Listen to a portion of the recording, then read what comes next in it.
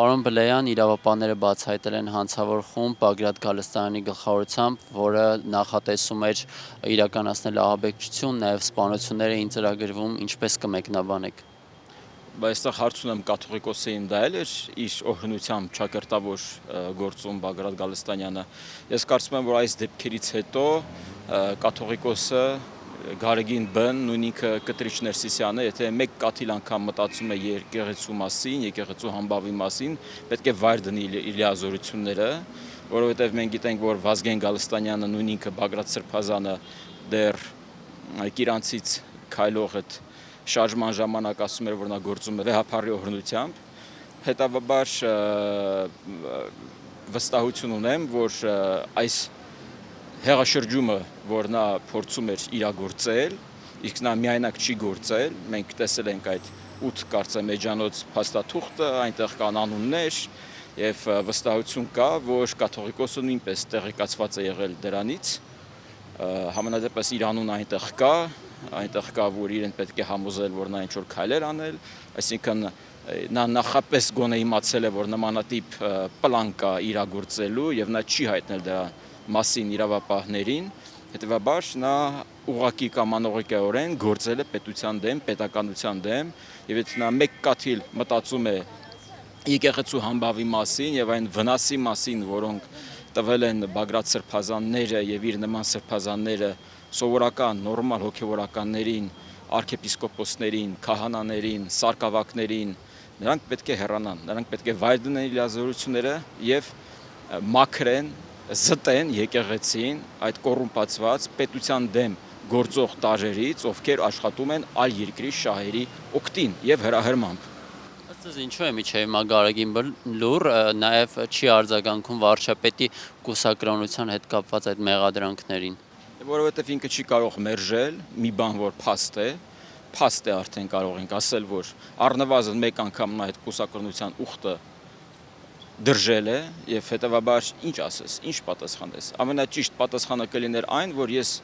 վայր եմ դնում իր լիազորությունները կաթողիկոսի, ես հեռանում եմ, մաղթում եմ նոր կաթողիկոսին եկեղեցական, հոգևոր, պտղատու աշխատանք, հանուն Հայաստանի Հանրապետության եկեղեցու, հանուն պետության, հանուն պետականության, հանուն միասնականության, Հայաստանի Հանրապետության քաղաքացու, որովհետև եկեղեցին դա նույնպես մեր բոլորիս մի մասն է։ Մենք անջատ չենք եկեղեցուց։ Սահմանադրությամբ տարանջատված է պետությունը, իշխանությունն ու եկեղեցին, բայց սովորական Հայաստանի Հանրապետության քաղաքացուց անջատ չէ։ Եվ այդ հարցադրումը, որ իշխանությունը տվել է, Նիկոլ Փաշինյանը տվել է կաթողիկոսին, սովորական ցանկացած հավատավոր նույնպես ունի այդ հարցադրումը։ Այդ հարցադրումը ունեն նաև քահանաները, սարկավակները, ովքեր անցնում են այդ աստիճաններով, որպեսզի միգուցե մի օր իրենք էլ նույնպես դառնան կաթողիկոս, հա, եւ իրենք տեսնում են, որ այն կանոնները, որոնք իրենք պետք է հետևեն,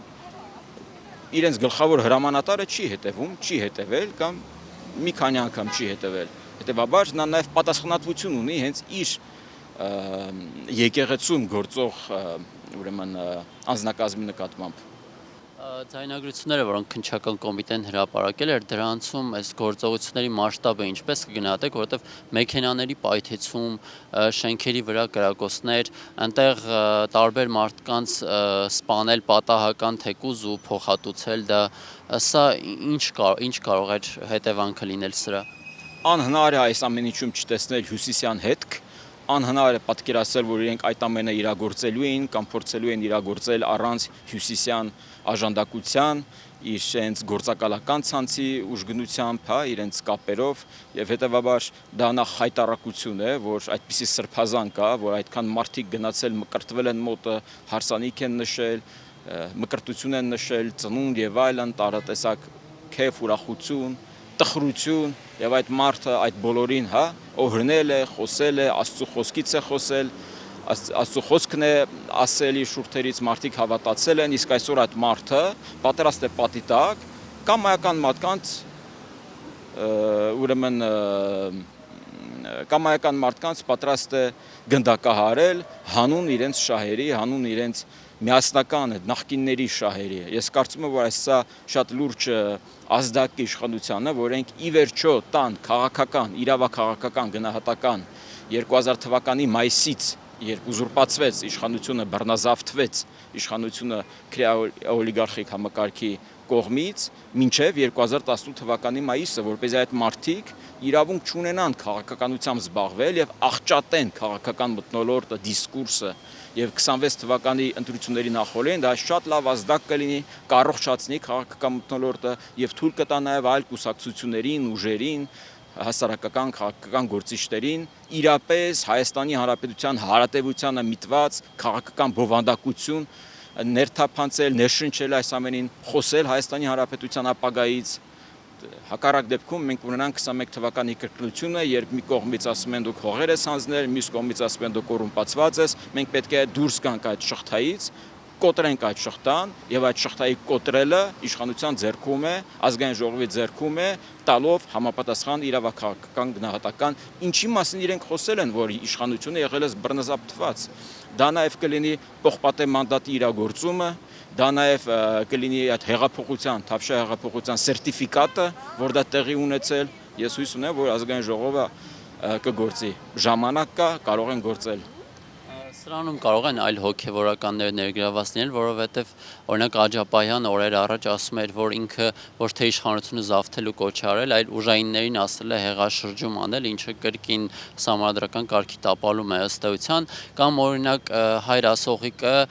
շաբաթներ առաջ նշում էր, թե իշխանությունը եկեղեցու բակը փորձելու է այլամփլեցնել։ Արդյոք նրանք տեղեկացված էին այս ամենից։ Իրենց տեղը Սամվել Կարապետյանի եւ Վազգեն Գալստանյանի կողքին է։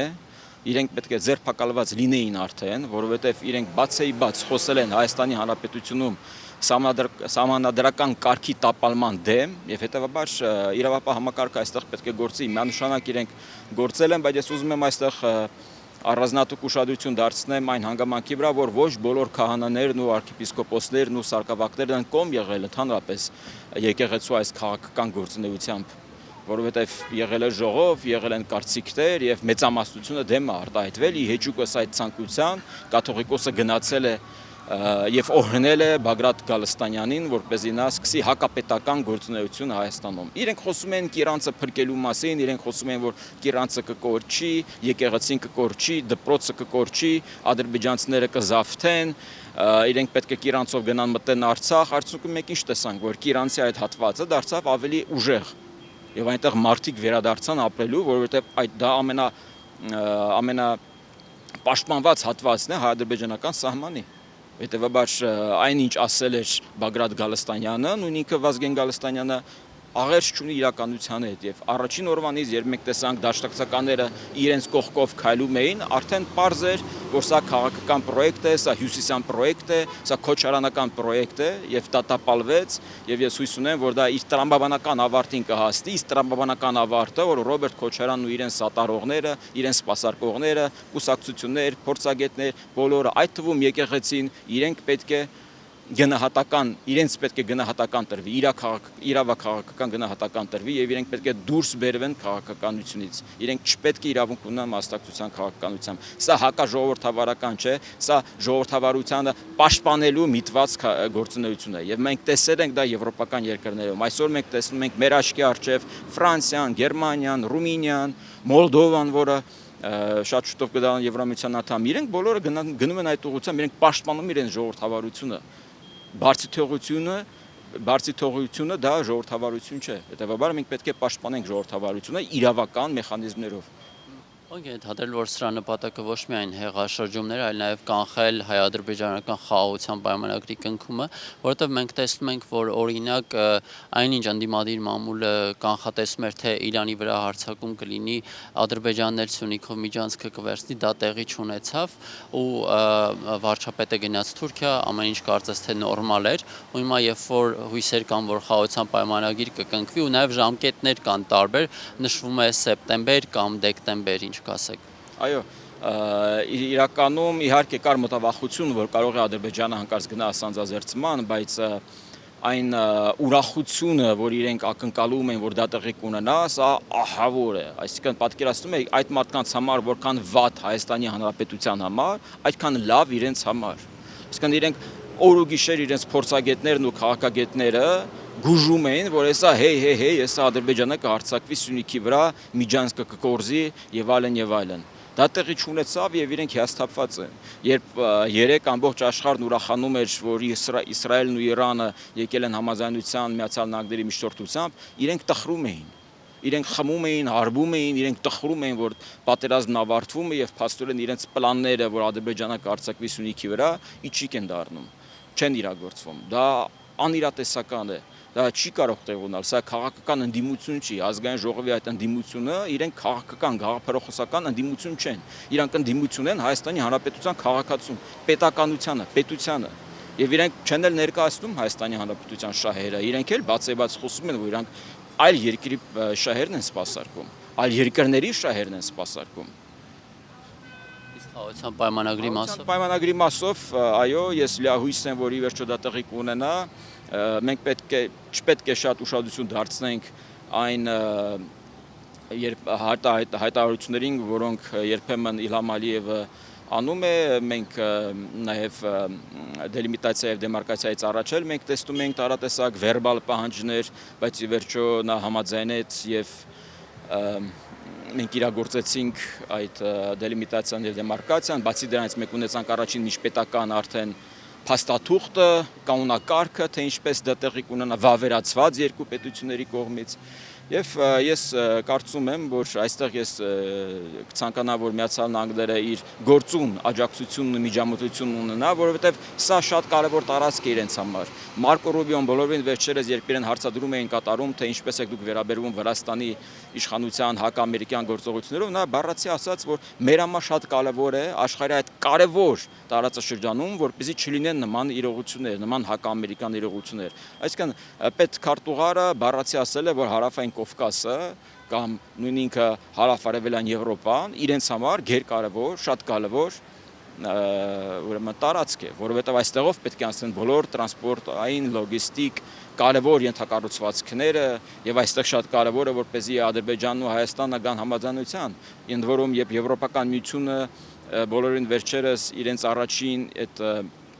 համաժողովն ունեցան միջին ասիական պետությունների հետ, իրենք նույնպես խոսում են հայ-ադրբեջանական հարաբերությունների կարգավորումից, որովհետև Եվրոպական միությունն ամենաառաջին շահառուներից է, Իրանը լինելու ամենաառաջին շահառու։ Երբ Իրանի նախագահի ներողություն Այաթոլլայի գլխավոր խորհրդականը բոլորին վերջերս ասում էր, որ Հայաստանի հետ սահմանը մեր համար կարևոր է, որովհետև դա մեր սահմանն է Եվրոպայի հետ, որովհետև իրենք նույնպես հասկանում են, որ Հայաստանը, որը ի վերջո պետք է դառնա Եվրոպական միության անդամ, բայց այդ ճանապարհին մենք արդեն կունենանք ազատ առևտրի հարաբերություններ ձևաչափ Եվրոպական միության հետ, դրանով մենք կկապվենք Վրաստանին, Թուրքիային, ես հույս ունեմ սահմանը կբացվի նաև այնտեղ